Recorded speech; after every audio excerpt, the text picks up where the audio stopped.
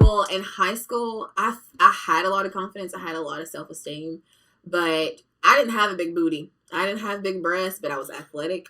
You know what I'm saying? I had a real nice athletic body, so it didn't bother me. Well, see, I had all that too, but You know, I was very insecure. Oh, no, I wasn't insecure. Oh, I was. I didn't have the biggest. Now this thing right here was her and Jessica Bagby. We had two girls. They had ginormous booties. Ginormous. But it didn't really affect me then as much as like now. I'm like, okay, like I gotta lose weight. Like, you know, I gotta look good. You know what I'm saying? So like, in high school, I can only imagine these girls now with what the world looks like now. You know, it's 100 times worse. Yeah. Look, and it's not just us at our age. I mean, I'm closer to 40 than anything. I have a client and a friend who is old enough to be my mom. And she said just as of last year, she's all of a sudden having these body issues where she is not confident enough to take a picture. She's questioning how she has grandkids. Yeah. And I think there's just phases. And once again, and she's a professional in the mental health industry. And she also agrees this social media stuff is not helping. Yeah. And so I think there's just phases to our awareness of who we are and the environment that now we're all being exposed to is kind of forced on us. We can't. When you said that, I just thought about Khloe Kardashian. Have y'all seen how skinny she's gotten? She is. Like, it's ridiculous. Like, her hands look like skeletons. We were talking about that when we heard about her nails. Like, they're like skeletons. And I can only imagine that she is gone through that because of like her younger sisters or Kim, who are like really skinny, and she's always been the thicker sister. Right. You know, so so true. And I mean, like, society, like, you know, what you were saying as far as like your client, society makes it like not okay for like women to age anymore. You know, like all the fillers and stuff like that. So I mean, like, I can see it being like more of an issue at that age, honestly, than like being younger. Yeah. Because you feel like when you're younger, you feel like you still have time. Oh, yeah. But then, you know, like you get to a certain age and it's just like, shit just goes downhill so fast. You know? It's like, oh, like, dang, yesterday I looked good. But today, Lord, what did I do? What did I do? Girl, that is so true. Yeah, that is so true. And then us too, we work in the beauty industry. So we are around it 24/7. But you know what? I feel like that's helped me. Yeah. In my mind. Because I'm like, you know, not saying that I didn't always, you know, kind of gravitate toward this way of thinking, but you know, like I feel like it's helped me as far as like realizing that there's something beautiful about everybody. Yeah. Right. You know, like I said, you know, like I've always tried to, you know, approach things thinking that way. Yeah. But and we also spend our day encouraging other people. Right, yeah. You know, so, like, you... Honey, we are people's therapists. Yes. 100%. Yes. Yes. Gosh. We be in there having all kinds of shit that we hear. Everything. I'm like, I was trying to listen like, I can't tell you how many times I'm the first one that found out somebody was pregnant or secretly married. I found out somebody was pregnant putting a perm in their hair one day. I said, why did this perm work? And she was like, well, I just found out that I'm in my second try. And I was like, oh, okay, great. Yeah. Wonderful. Thank you for telling me that. You know, just stuff like that. We hear all kinds of stuff. Oh, yeah. Oh, girl. Secret marriages, affairs. Everything, girl. Secret love children. Oh, gosh.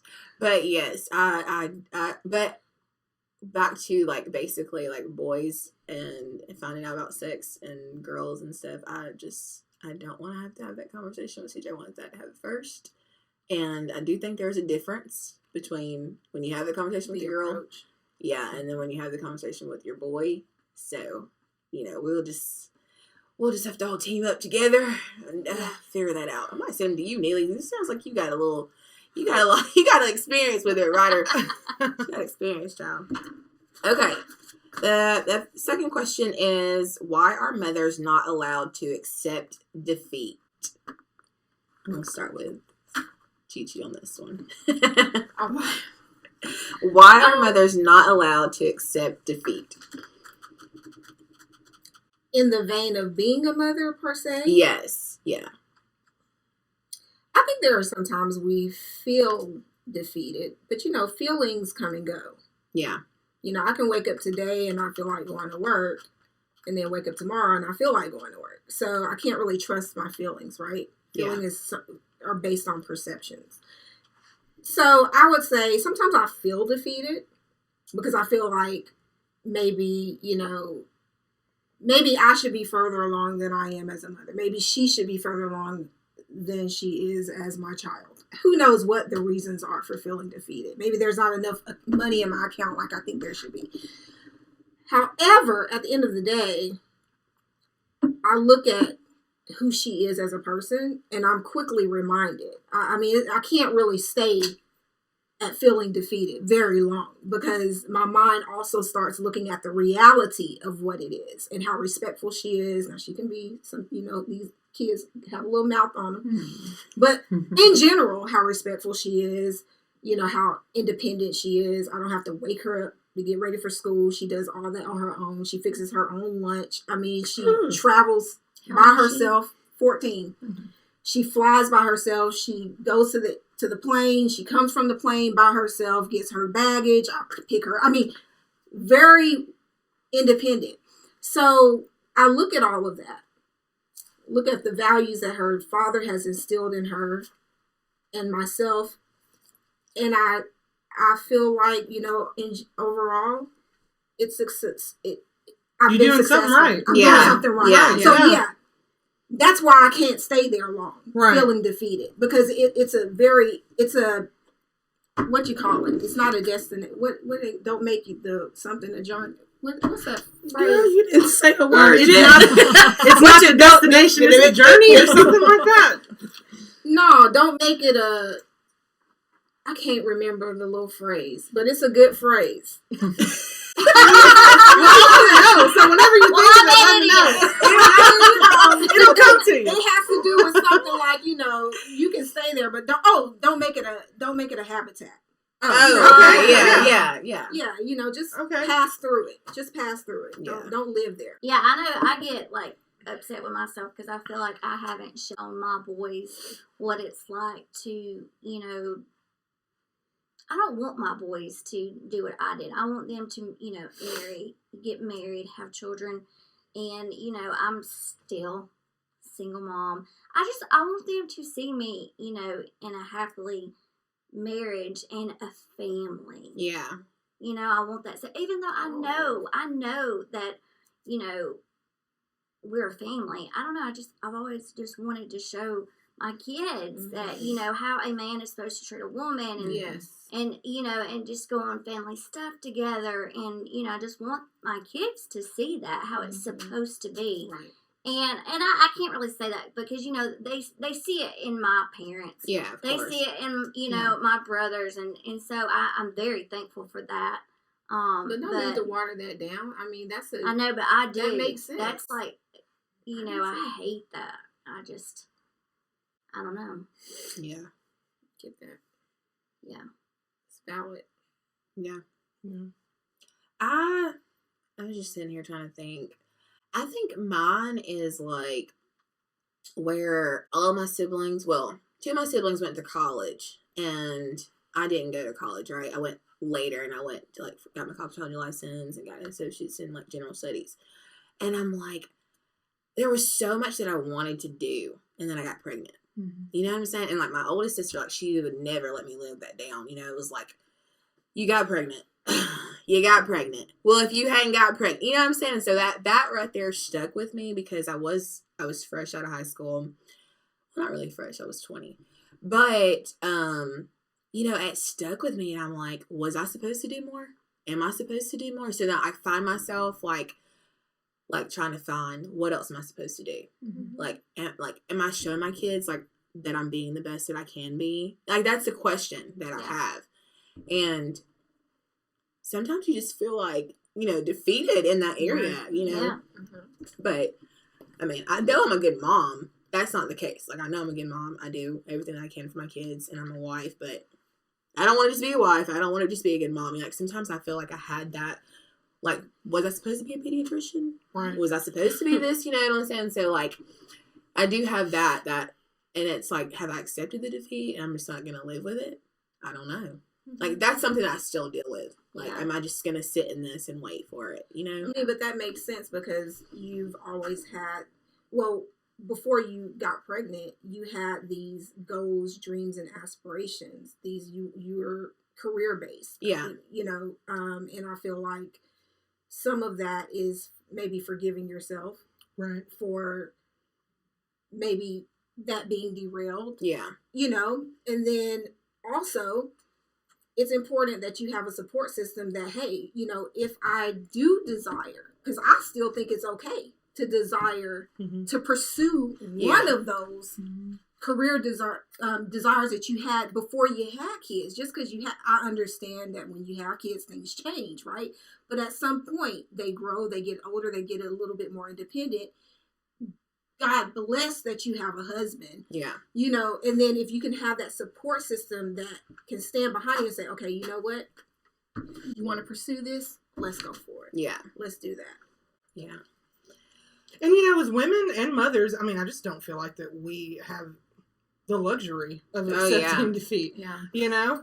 I mean, we just don't. You know, like, from the time that we find out that we're pregnant with our kids, you know, like, we are responsible for If them. the father leaves, You know, like, and at the end of the day, it does not matter what the situation is. Like my life revolves around Cash. Yeah. There is not a decision that I make throughout the day that does not involve him one way or another. Yeah. Whether it be, oh, I'm going to the grocery store, what is he like? To, you know, like, what I say, working in a small town, you know, like, I don't want this getting back to him. Right. Or, you know, like, I need to make sure that, you know, people are talking about me well. You know, like, that sort of thing. So nothing that I do every day doesn't have to do with him. Right. So, I mean, like, I just don't think, it's not even an option. Yeah. Honestly. Yeah. That's true. You know, like, you're shaping these people. Definitely. You know, like, to be functioning members of societies and, you know, good humans. They're an extension of you. Yeah, just like good human, you know? Yeah. Like, you just want a good, just, like, be good to people, you know? Yeah. Like, so, and at the end of the day, you know, like, everybody else can disappear, you know? That's like, right. mom, you know, like, dad, grandma, uncle, you know, like, whoever, friends, but mom is still going to be there. And being a good, and that's what being a good mother is. Yeah. It's just, and, you know, it's funny because I had this conversation not too long ago because I'm not going to get into it, but, you know, like, I'm not speaking with my mom right now. We're not on good terms. And, you know, and I think I actually said this to you the other day, that, you know, like, the easiest thing that I feel like a parent can do for their kid is just show up. Yeah. You don't have to say or do anything. You just got to be there. Yeah. And, yeah. And, you know, like, it's so easy to do, to just be there for them. And, you know, like, that's it. You know, at the end of the day, like, being defeated, you know, just show up, just be there. Yeah. So.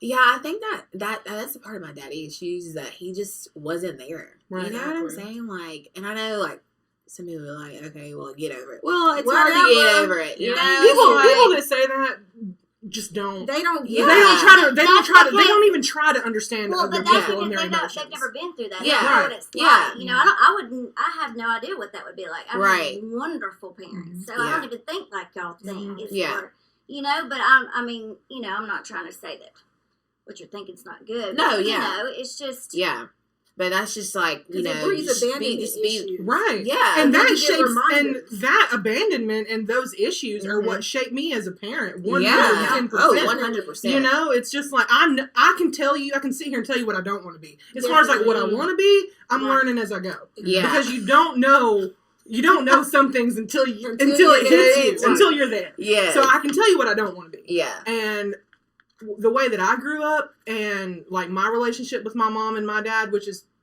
was pretty much non-existent, honestly. I know that's not how I want to be with my child, and that affects every decision that I make. You know, like those references and looking back, and you know, like those relationships. I mean, 100% have shaped me as a parent from the ground up. And that's so true, because when my ex-husband and I went through divorce, what shaped me as the mother that was not going to be bitter, right? A bitter Black woman, not going to drag him through court, not going to use my child to manipulate the situation. The reason why I chose to not be that type of woman was because I suffered not having my father around. And the last thing I wanted was my daughter to go through, already having to go through a divorce like I had to go through with my mom and dad. And that is so true. Women do not allow men to be good parents. They don't. They really Seriously, don't. A lot of them don't. Most women take that anger and hurt and bitterness from a divorce, and they just shatter the relationship between the child and the father. And that was the one thing I was like, you know what? Most women don't realize how much power they have. Right. Oh, yeah. Divorce. You're really the one in control of how well this is going to flow. Right. And that was me. And I, you know what? I'm not going to pat myself on the back, but pat yourself. No. The reason why my ex-husband and I co-parent so well together is because I made a decision all the way back then, which was based on the lack of my dad being in my life. And he's still a jackass. Yep. I had to just go there because he still ain't showing up. Yeah. He's still not showing up. So anyways, yeah, man. Yeah. It affects us. Yeah. It does. And that I can, like, because I think that's kind of what you were saying. Like, your parent is still not doing and not showing up. And I think, like, I'm having to teach my dad to do that. Like, I'm like, hey, it's okay. Call us. Call us once a week. See if your kids are alive. You know what I'm saying? And that is a driving force for me with my kids. Like, it's a driving force for me with my marriage. You know, like, I just don't. I can't. And you're right. We don't get to accept it. I cannot we don't. accept it's, like failure. We can't even. It's not an option. It doesn't even cross our minds. Yeah, like I just cannot accept it because I do not want my kids to have the issues that I didn't even know I really had. Right. You know what I'm saying? Yep. Like, being upset about that career thing, I really don't care about being a stay-at-home mom because I like it. I can go to work. I can do what I want to. I can come to salon when I want to. I can work out when I want to. Okay? But because I feel like I can't stop, I gotta have this, I gotta have that. Like, I just, like, I can't accept laying down and waddling in it. Right. So, It's a pass through. Yeah, gotta push through. And you know what? That was such good advice that you just gave as far as, like, not being able to rely on your feelings. And, like, I mean, obviously, I feel like I've heard something similar to that at some point, but the way that you put it was so great because it's like you can't make those decisions and have those conversations based on feelings and how you're feeling at that moment because it really does, like, affect everything else. That was like, I just wanted to let you know that was like, no problem. Thank you and for I saying think that. there are times that we have to think logically. You know, men, that gender, the male gender, they're more logical thinkers. We're emotional. Oh, girl, yeah. I was just thinking that. We trip ourselves up so much and we self-sabotage our careers, our relationships, friendships, whatever, because we're so emotionally driven. Right. Yeah. And we don't understand that we, for the most part, have to have more so of a balance with logical and emotional more so than we have to work harder to be logical. Oh, yeah, we do. Yes. Girl, we sure do, because now, me and Neely have worked together for almost 7 years now, and me and Chichi about 5. Girl, me and this right here stay into it right here. We stay into it because me and her got so close when she first started working, and, like, we were spending she would come and stay with me and stuff, and so, like, emotionally, like, we get so ramped up, and now we're like, why are we even arguing? Neely be like, well, I love both of y'all. And I think we should all just she's like, I just want us to, like, be. But we do, like, we get so emotional, and, like, we can't even have a conversation and be like, I don't know why I'm crying. We stay crying. But you know what? Those are the best kind of friends, though. The ones that you can fight with like that. I feel like friendships like that are so much more healthy. Yeah. Because I have friends that I don't ever fight with, and I feel like I'm constantly like, this bitch right here. But the ones that I can disagree with and, like, get it out and just be like, okay, whatever. Yeah. I mean, we're good. You know what I'm saying? But, like, I'm constantly doing the eye roll with these other girls. So, I mean, I feel it. Yeah, that's so good that y'all can do that, girl. I'd be like, because I met the guy she's dating now, and he's like, She said, have y'all officially met? I said, I've seen him, but I haven't officially. I was like, I'm her sister. I was like, literally, we argue like sisters. For real, we do. So, okay. So the other question is, what role does the aunties, and I guess you could say / uncles, play in your child's life? They're an extension of the parent. Yeah. In mine. Yeah. All my cousins that are TTs, all my aunties that are aunties. Now some of them aunties I didn't know. Because y'all treated me bad. Y'all ain't gonna do my kids like this. Yeah. But all my cousin aunties and my best friends that are TTs ain't Monty this and blah, blah, blah. Or ain't Keisha this. Yeah. Get on to them. Yeah. If you can't get on to them, they don't need to be with you. We need to be right here in our presence. Yeah. If I can't send my child down the road and you can't get on to them, they ain't going. Yeah. Yeah. Do you feel like you expect... Do you have siblings? I do. Okay. Yeah, they're military, so they're not close here. So, like my family or my sister, they have a relationship because, like, the first 6 years we were on the road visiting with them before the kids started school. But now, since all kids are in school, it was just hard, to stay in touch. Yeah. Or visit. We stay in touch. Me and my sister talk usually daily. I talk to my mom daily. But as far as, like, the auntie, like, hey, you want to go spend it with Aunt Amanda? Or, and we call her Peanut. Aunt Peanut, you want to go spend it with Aunt Peanut? I mean, it's just not there. David has a sister-in-law. And it's just, it's not there either. Yeah. And he's got a sister that he found out about when he was 30. And she lives in Arkansas. We have, I mean, we talk to her. We visit with them, and but they're in Arkansas. Listen, so my them kids don't ancestry. have that. Let me go spend the night with my aunt.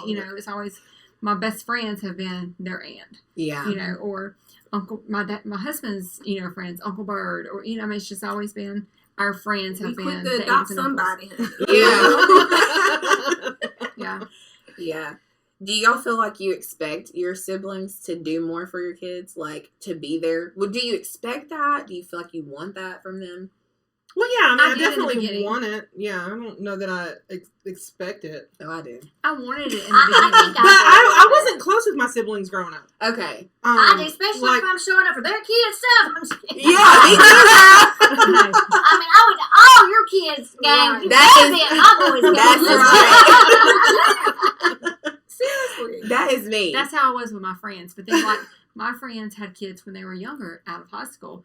I was 30 when I had Kaylee. Yeah. Roles, they changed. Yeah. And Oh, as soon as my kids got here, Oh, yeah. I mean, they maybe the first couple of years they were here, but sorry, guys. I'm an only child, so it's great aunts and Yeah. great uncles. Yeah. And it's not even anything I have to expect because they're going to speak Yeah. Yeah. into culturally, that's how we are anyways. And I'm not trying to make it a black and white thing. You guys probably have the same, I don't know, but I can only speak for my culture. Yeah. I was like that with my aunts. Okay. And my, my uncles. Yeah, so It's all just- of our cultures, hey, everybody gotta say, grandmama gonna say something, Yeah. auntie gonna say something, great auntie. Look, it don't matter. So it's not even anything that we kind of have to expect. Now, as for support, that can change. Like you were saying, you really didn't grow up really close to your siblings. So that's a variable that's gonna be different from mine. Right. My family is a very supportive family. When you see one, you pretty much see the other. Yeah. Yeah. And so, if they know Oni has something go. Hey, we all flying to New York. My grandma was in New York, can't hardly walk, honey, but she walked around. She was getting it. Grandma was having that vacation. Oh, yes. So and I just say all that to say, we invest in each other as family, and you have others that if you didn't grow up with that same type of relationship, it may be a little different. Yes, and I just can't imagine not having, growing up like that. Like, I'm very close with my family. We eat Sunday dinner. Y'all live around each other too. Yeah, we eat dinner every Sunday night. That's, my brothers, my nephews, their girlfriends, their fiancés, every Sunday night. Now, there's some Sunday nights that we're not there, but, like, I'm very close to my family. Yeah. My boys, have spent the night with my brother and the, I have, I mean, as far as, it's different. I mean, if I would have a sister, I think, maybe my boys would probably be a little bit more, but I mean, my sister-in-laws are great. I have one that I'm closer to, of course, but, my family's tight. I have an older sister that is 10 years older than me from my mom's first marriage, and we weren't close growing up. We're very close now. But I think that because we are so far apart in age, that until we kind of got into that like a place in our lives where we could relate. We didn't get close, but now like she's like my mom. Like I would call her before I called anybody else if I needed something. Yeah. And so she's like really great with cash. I have an older brother that lives in Clemson, and I mean, and of course he's great when he's around, but we just don't see each other a lot. Yeah. So I mean, we're closer now that we're older and we have like obviously like more control over our Yeah, I definitely expect my family to do for my kids. I get mad at them if they don't. But the relationship itself is super important, I think. For sure. Yes. Because, I mean, I feel like, just speaking as far as, I don't know Cash, I can't speak for him, but, like, I have a 16-year-old niece. She was my first niece, nephew, whatever. And she's my favorite. I'm not going to lie about it. She's my favorite. And she's a mini-me. We're very alike. Yeah. And she's like my child. And I feel like I play that role. I play a mom role. I'm close to it. Yeah. But she will tell me things that she won't tell her mom. Right. Yeah, of course. So, and I mean, hopefully, we haven't gotten to the point. She's 16 now. So I think that we're getting to the point to where, like, she hasn't told me something that I had to snitch on about yet. I'm hoping that it doesn't get there. But, I think it is really important, like they need that authority that they get from parents.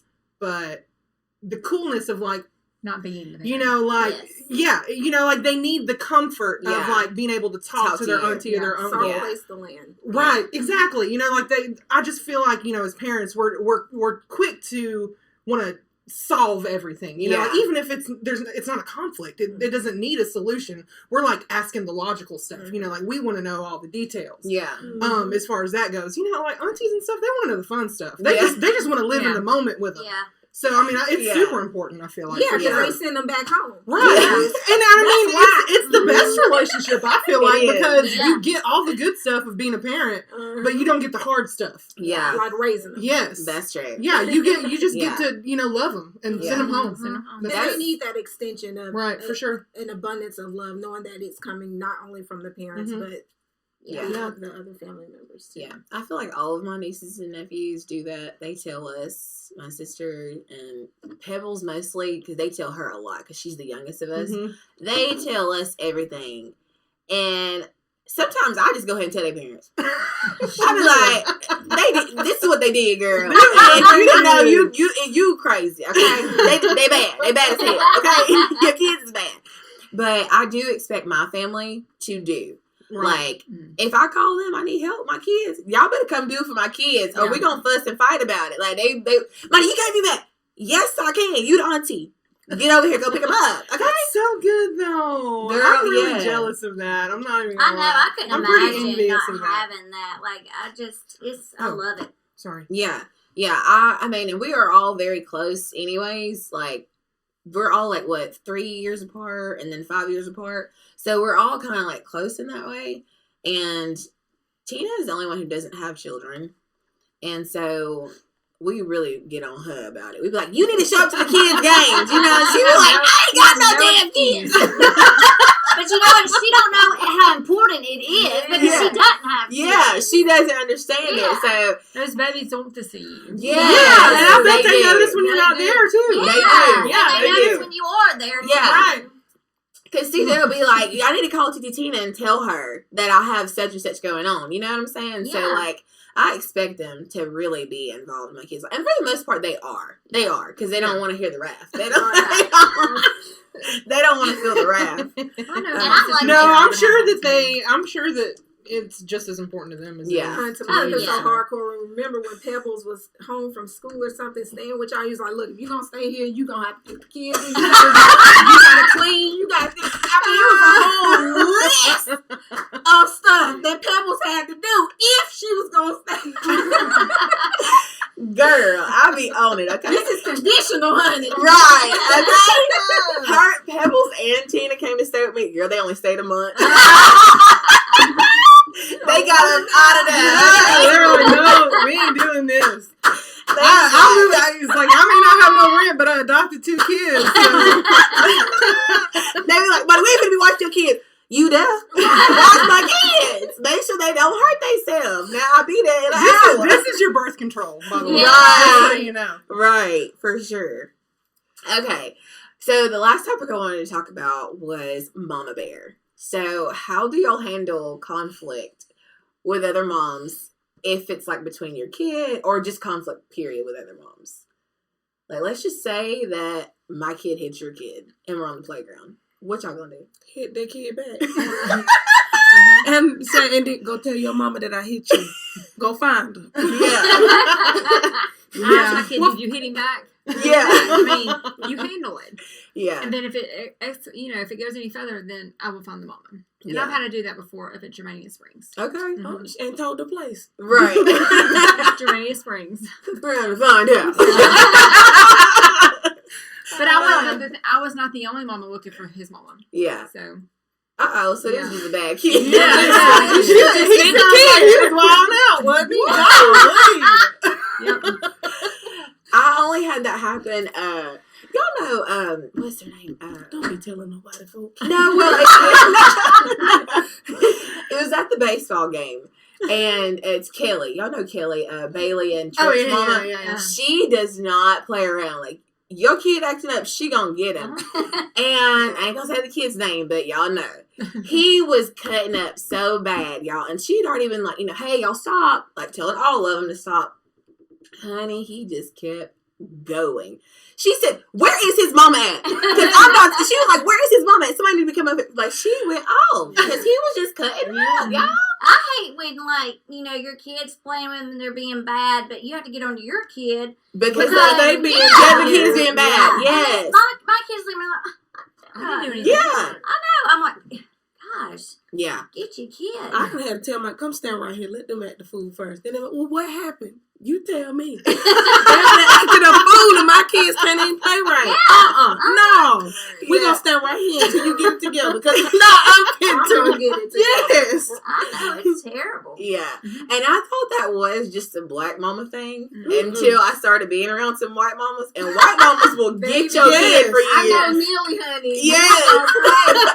We will write a strongly worded letter to somebody's mama. I'm just kidding, everybody. I'm kidding. She wrote them a 4-page letter. Give it to your mama. We will file a customer complaint.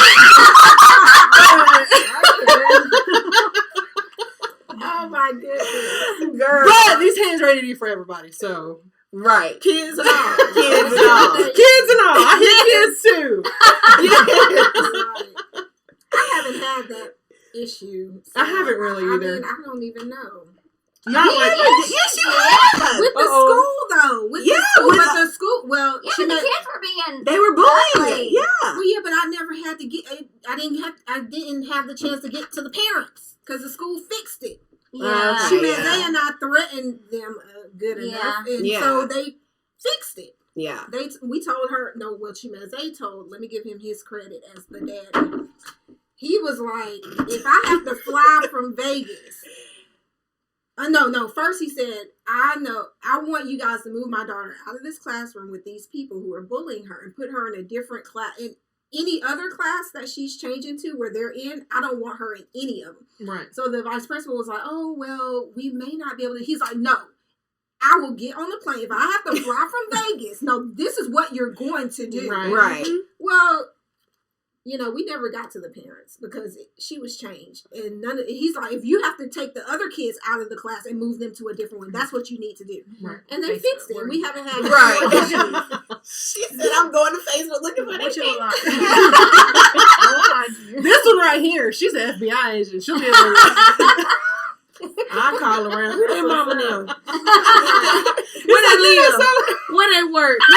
You know them? I call somebody. Girl, is your friend? You friends with such and such? Yeah. That is so true. Yeah. I'm gonna find out. Yep. Don't let me see you. Did you especially know your like child?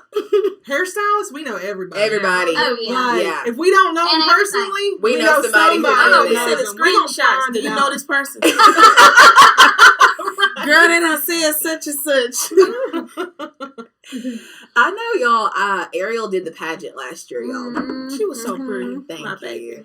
And she won. And just about like all of her little friends, she took pictures of them. And so she goes to school like the very next Monday. And she's like, Mama, Abby told me that the only reason why I won because I was the black girl. And that Miss America? No, Miss... It's probably JSU or something. Okay, well, whoever it was that they had judging was a black lady, and she was looking for a black, pageant. Yes. Wow. So I said, well, which one is Abby? I said, which one is Abby? Let me find the picture. So I'm scrolling through. I said, this her? You ain't finna tell my baby that she's the only one because she black. We about to go in on you. Because I know it came from her mom. Right. You know what I'm saying? It came from her mom. Yep. So I emailed the teacher. And the teacher said, okay, well, I haven't noticed them not playing together, I said, well, I don't want to play with her. Right. Don't let my baby play with her. She ain't going to play with her. I don't want to play with her. Okay? Right. She said, well, I don't really do, encourage them not to play with friends. I said, okay, well, I want to have a meeting with you and her mama if I can. And so, of course, they're not going to bring the parent up there or whatever. So, Mr. Hunt called me. Y'all know I can't stand him for real.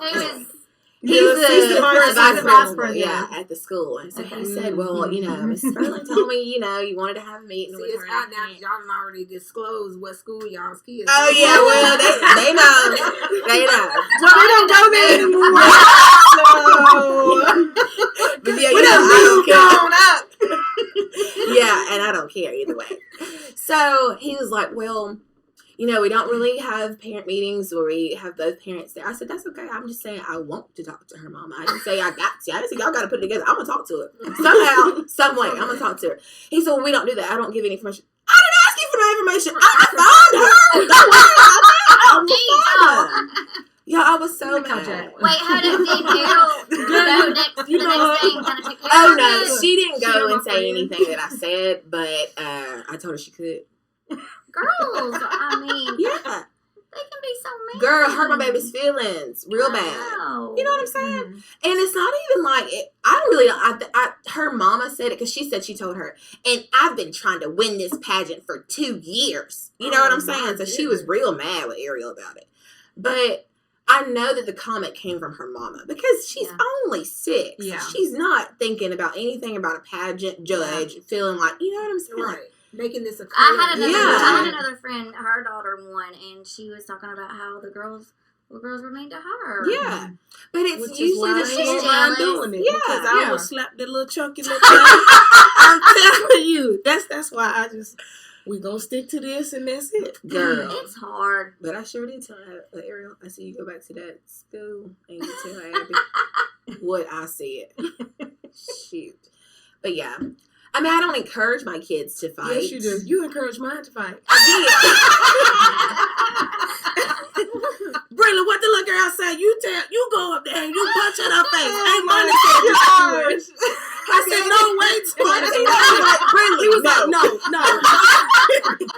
Mine was like, you can't tell mine to be telling the baby to fight. I said, well, depends on the situation. I probably would have said it, but no, mine should have said it. I did. She said that the girl, somebody was being mean to her. I said, this is what you do. You go get your sisters, Ariel and Bailey, and y'all go beat her up.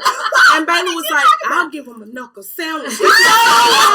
My 6-year-old, when she was 5 at the time, I'll give him a knuckle sandwich. I was like, I'm going to have a kindergarten fighting 2 first graders. Oh my gosh. Her husband was like, Brindley, come here. I remember my mom got on the phone with my daughter because she was getting picked on. This is when she was a little younger, back in Vegas. And my mom told her, if anybody puts their hands on you, you knock them out. Yes. Yeah. Your grandmama, I was in a fight almost every day. My mama little thug, honey. But my grandma, y'all know, my grandma is their grandma too. Yes. My grandma had a whole old lady gang. I believe it. Yes. Well, when she said when she was in high school, she had a gang of people that supported her and would fight for her. She was just like, so, the fight is in us. I just didn't get that gene, baby. I took my tail and run. Yeah. But my mom told my daughter, if anyone puts their hand on you knock them out. Well, my ex-husband found out that this is what my mom told Oni. He didn't like it. So he talked with my mom. Was like, we're not trying to raise her to be well, now she's gotten older and we had that hell stuff going on. She may as well tell me, you knocked it. If they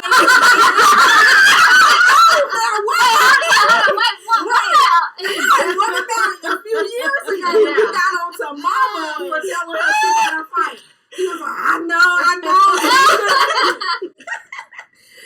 Yeah, girl. So I think you do have to teach your kids to defend themselves. Yeah. Because I mean, this should be a last resort. Yeah. And don't start it. Yeah, Right. You better not put your hands you on finish it. it. Yeah. Yeah. I tell my niece all the time, like, girl, if them kids, because she told me that they have a bad habit at the school of, like, going to the bathroom to fight, and, like, you know, that's why they're making them not be able to get out of this class, and, like, their phones and all that stuff. I said, girl, if anybody try to jump you in the bathroom, call me. I said, and tell them your auntie fight kids. Girl, I'm going to school with a backpack on the next day. Girl, I will fight a high school student. I don't care. Listen, I'll fight a kindergarten. Push that little thing downstairs. He fell. No, we do not condone violence. We do not condone violence. But I'm the father of my house. For the kids, for the dads. Child abuse. But if your kid fuck around and find out. Listen, Yeah. I'll fight them from kindergarten all the way up to 12. I'll tell you, use my phone to call your mama. Right. Look, We I all get her too. have to be on the Dr. Phil show. What that girl say? Meet me outside. How about that? How about that? How about Come that? off them school premises. Because we will get you. But yeah, girl. But you know, Cash, nobody fucks with him. No.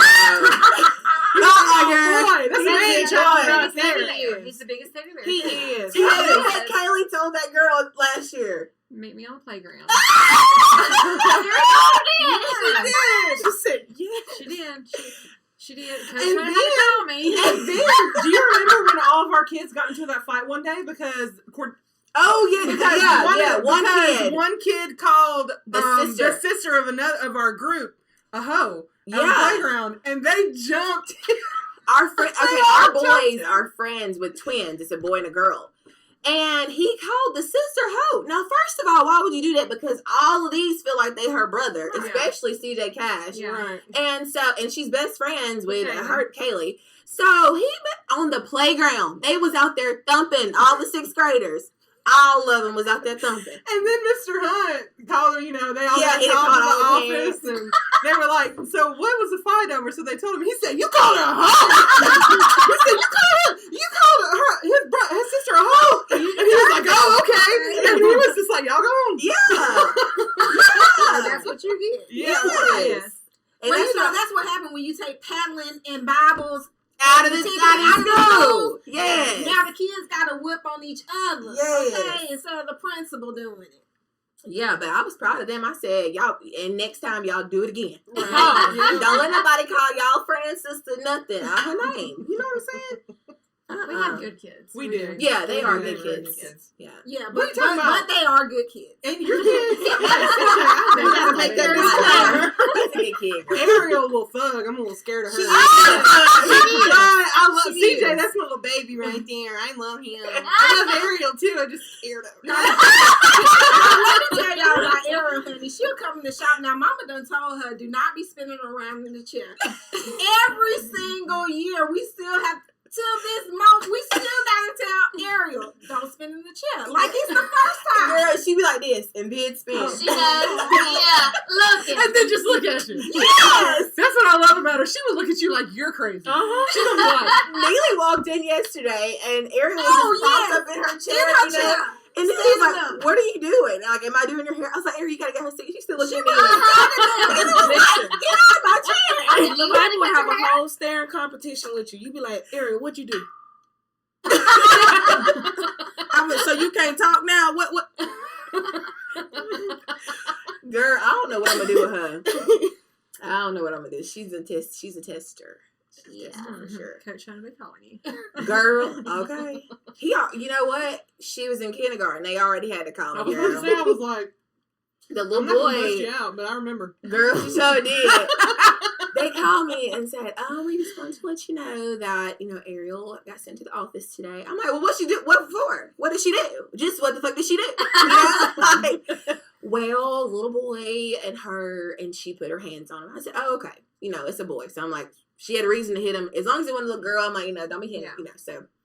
Don't She beat get up little home. girls. You can beat up the little Yeah, boys. beat up little boys. Yeah, for Now, sure. what did they say? You can beat up little girls. A boy, you can beat up little girls, but don't beat up boys. Well, I just knew she wasn't gonna hit her girlfriends. She wasn't gonna hit her friends. So I think he had to do something. Mm-hmm. She get in the car first. I'm talking about they clean up the dough. What happened, girl? Get in. What happened? What did he She do? said, Kane put his hand in my face, and I told him not to do it. I said, okay. I said, did you slap him? She said, no, not then, Mama. She said, he did in my face. She said, and I went across Oh, well. Lord have mercy. She Look, said she told him to stop. all the babies came home. Ariel got in trouble today. What'd she do? She hit the little boy. She kept doing this. And she slapped her mama. I said, what ain't Monty say? She said, I don't know. Girl, I said, if you do it again, do it again. Sure did. Because you know her daddy was real ready. He real ready to fight. He stayed fighting. So he was real ready for Me and it. Chris is right here. Yeah, he was ready for it, honey. Yes. Okay, well, this has been our second episode of Talk Less, Listen More, and thank you guys so much. I had so much fun with y'all. This is so good. We'll have to have these girls back on here for another episode. All right, until then, bye, guys. Bye.